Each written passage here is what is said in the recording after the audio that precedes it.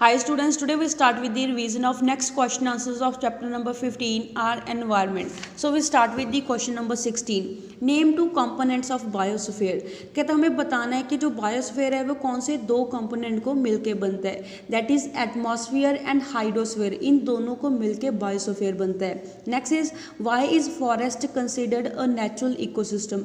कहते जो जंगल है उनको हम कुदरती इकोसिस्टम क्यों मान के चलते हैं, बिकॉज कहते हैं ये सेल्फ सस्टेनिंग सिस्टम होते हैं जो अपने आप चलते हैं, इनके अंदर सभी एबायोटिक एंड बायोटिक कंपोनेंट है वो प्रेजेंट होते हैं. Next is what is an ecosystem, कि इकोसिस्टम क्या होता है. कहते जो इकोसिस्टम है ये कम्युनिटी है, ये किसको मिलके बनी है, living organism and non living component को मिलके बनी है. नॉन लिविंग कंपोनेंट हमें गिवन दे रखे हैं वाटर, सॉइल, टेम्परेचर. कहते हैं जब living organism in non living component के साथ इंट्रैक्शन को शो करते हैं उस दौरान मिलके क्या बनाते हैं, इकोसिस्टम बनाते हैं. एंड जो इकोसिस्टम है ये बायोस्फीयर की एक यूनिट है.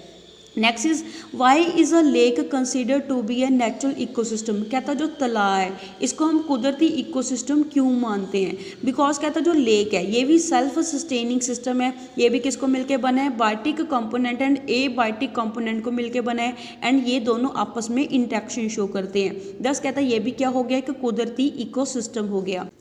Next is the presence of a particular group of bacteria in water bodies indicate contamination, identify the group. जब कहता कोई पर्टिकुलर ग्रुप है बैक्टीरिया का वो प्रेजेंट होता है वाटर बॉडीज़ के अंदर, उसके कारण पानी की कंटेमिनेशन हो जाती है. हमें उस ग्रुप की पहचान करनी है कि वो कौन सा ग्रुप है बैक्टीरिया का जिसके कारण जो पानी है वो कंटेमिनेट हो जाता है, ख़राब हो जाता है. That is coliform bacteria.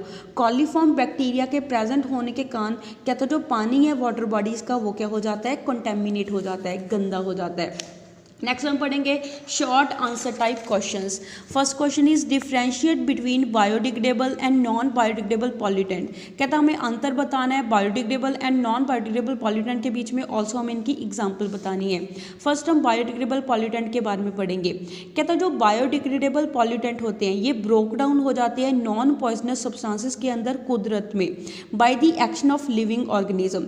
जब कहता बायोडिग्रेडेबल पॉल्यूटेंट के साथ जो लिविंग ऑर्गेनिज्म है जैसे बैक्टीरिया, फंजाई, ये इंट्रैक्शन को शो करते हैं, उस राउंड ये ब्रोक डाउन होकर नॉन पॉइजनस सब्सटेंसेस दे देते हैं in nature. On the other hand कहता जो नॉन बायोडिग्रेडेबल पॉल्यूटेंट है ये ब्रोक डाउन नहीं होते हैं नॉन पॉइजनस सब्सटेंसेस के अंदर लिविंग ऑर्गेनिज्म के साथ, जैसे बैक्टीरिया एंड फंजाई के साथ ये इंट्रैक्शन को शो करके ब्रोक डाउन नहीं होते हैं. नेक्स्ट डिफरेंस क्या है, कहता दे गेट रिसाइकल. जो बायोडिग्रेडेबल पॉल्यूटेंट है ये अपने आप रिसाइकल हो जाते हैं जिसके कारण इनको फेंकने के लिए डंपिंग साइट की ज़रूरत है वो नहीं होती. ऑन दी अदर हैंड कहता जो नॉन बायोडिग्रेडेबल पॉल्यूटेंट है ये रिसाइकल नहीं होते हैं जिसके कारण इनको फेंकने के लिए डंपिंग साइट की जरूरत होती है. नेक्स्ट इज कहता है they cause minimum environmental pollution.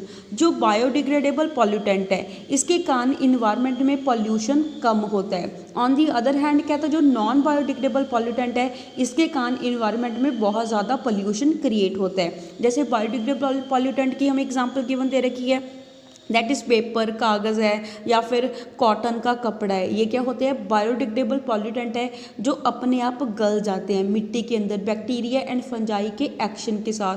On the other hand कहता जो नॉन बायोडिग्रेडेबल पॉल्यूटेंट है इसकी एग्जांपल हमें गिवन दे रखी है डीडीटी, प्लास्टिक. ये कहता मिट्टी में पड़े पड़े नहीं गलते हैं by the action of bacteria and fungi. Next is why is improper disposal of waste occurs to environment. जब कहता हम वेस्ट को प्रॉपरली डिस्पोज नहीं करते हैं उसके कारण इन्वायरमेंट को बहुत ज़्यादा नुकसान क्यों पहुंचता है. कहता है जो वेस्टेज है इसके कारण जो एनवायरनमेंट है वो गंदा हो जाता है, पल्यूट हो जाता है.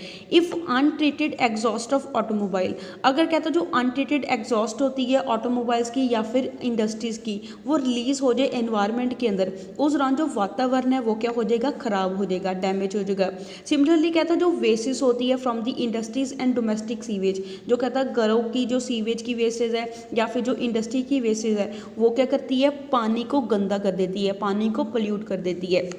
नेक्स्ट इज कहते हैं जो न्यूक्लियर फॉल आउट होती है एंड जो ई वेस्टेज होती है ये बिगेस्ट हैजार्ड है, बिकॉज कहता है इसके कारण क्या होता है, जो इन्वायरमेंट है वो गंदा होता है and cause harmful effect on all living organism, and इसका कहता है जो सभी लिविंग ऑर्गेनिज्म है उसके ऊपर बहुत बुरा प्रभाव है वो पड़ता है। Next is why are some substances biodegradable and some non biodegradable, कहता है कुछ सब्सटेंसेस बायोडिग्रेडेबल क्यों होते हैं एंड जो कुछ सब्सटेंसेस है वो नॉन बायोडिग्रेडेबल क्यों होते हैं।